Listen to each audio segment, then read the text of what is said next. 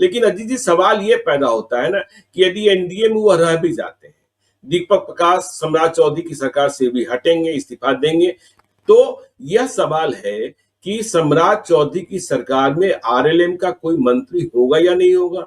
दीपक प्रकाश पूर्व मंत्री कहे जाएंगे कि वह विधायक बनने का प्रयास करेंगे। विधायक बनने के प्रयास के रास्ते में एक ही रास्ता बचता है कि मां जो है दीपक प्रकाश की, वह इस्तीफा कर दें और फिर वहां बांकीपुर विधानसभा के साथ उपचुनाव हो जाए, या फिर उपेंद्र कुशवाहा के पास एक विकल्प यह भी बचता है कि वह अपनी पत्नी को, यदि बात बन जाती है, बीजेपी के साथ सब कुछ ठीक रहता है, तो अपनी पत्नी को वह मंत्री बनवा दें। लेकिन पत्नी को मंत्री बनवाएंगे तो फिर वैसे ही जैसे पहले इनके तीनों विधायक बिदके थे, फिर बिदकेंगे।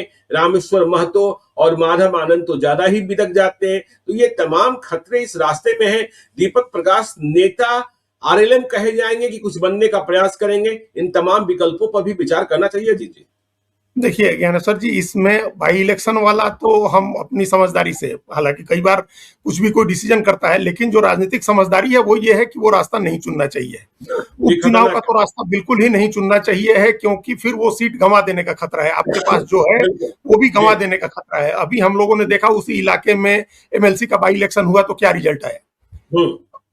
एमएलसी का बाई इलेक्शन हुआ और आरजेडी ने हरा दिया जेडीयू के उम्मीदवार को, राधाचरण सेठ के बेटे को हरा दिया, सत्तारूढ़ दल के जिसका सबसे बड़ा सद्भाव है नीतीश कुमार की पार्टी के कैंडिडेट को हरा दिया। एमएलए है वहां से राधाचरण सेठ, अपने बेटे को नहीं जीता पाए। उपेंद्र कुशवाहा के साथ ये समस्या और भी हो जाएगी, क्योंकि वो तो जेडीयू भी नहीं है उनकी पार्टी। और पिछली बार भी जब चुनाव चल रहा था और वैसी तीव्र तेज लहर थी, आंधी थी एनडीए की, तब भी बहुत मुश्किल से सीट जीते हैं वहां। तो ये सीट लड़ाई बहुत इतनी कठिन, इतनी घनघोर लड़ाई थी कि कई बार लग रहा था कि नहीं जीत पाएंगे उनकी पत्नी वहां से।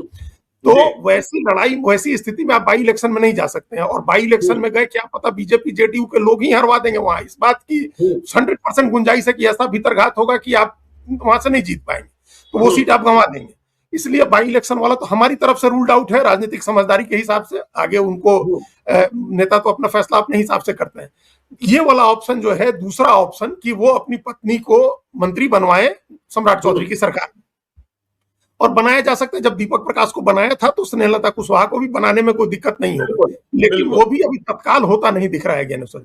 मतलब अभी तुरंत एक व्यक्ति के लिए फिर कैबिनेट रिसफल वाली बात, अभी तुरंत 7 मई को कैबिनेट का विस्तार हुआ था, 15 अप्रैल को मुख्यमंत्री उप मुख्यमंत्री शपथ लिए थे। तो हर महीने विस्तार करना, हर महीने एक बार शपथ समारोह आयोजित करना, ये भी थोड़ा हमको लगता है कि अव्यवहारिक सा लगेगा।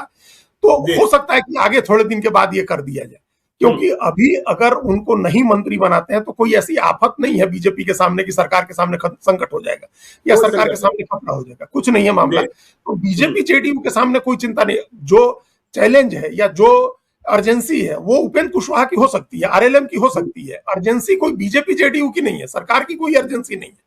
इसीलिए अभी तत्काल शपथ ग्रहण समारोह होगा, ये इसमें थोड़ा हमको संशय लग रहा है। लेकिन अगर बातचीत चलती रही, सद्भाव बना रहा, इन्होंने अपनी शिकायत करके और चुप हो गए और पार्टी एनडीए की जो लाइन है उस लाइन पर राजनीति करते रहे, तो हो सकता है कि आगे थोड़े दिन के बाद जब भी विस्तार का समय आए, विभागों में फेरबदल का मौका आए या मंत्रिमंडल का वो मौका है, तो उनको बना दिया जाए स्नेहलता कुशवाहा।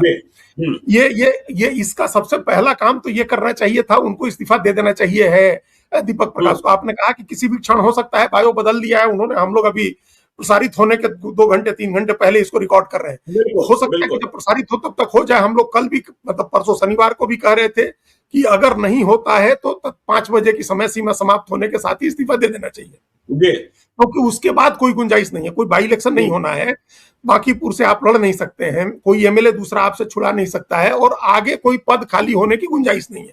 तो इसीलिए अगले साल मार्च में जब राज्यपाल वाले कोटे के 12 राज्यपाल कोटे के 12 लोगों का मनोनयन होगा, तब है। तो उस समय तो आप रह नहीं सकते हैं। तो आगे अभी इसको खींचते रहने का, ड्रैग करने का कोई मतलब नहीं है।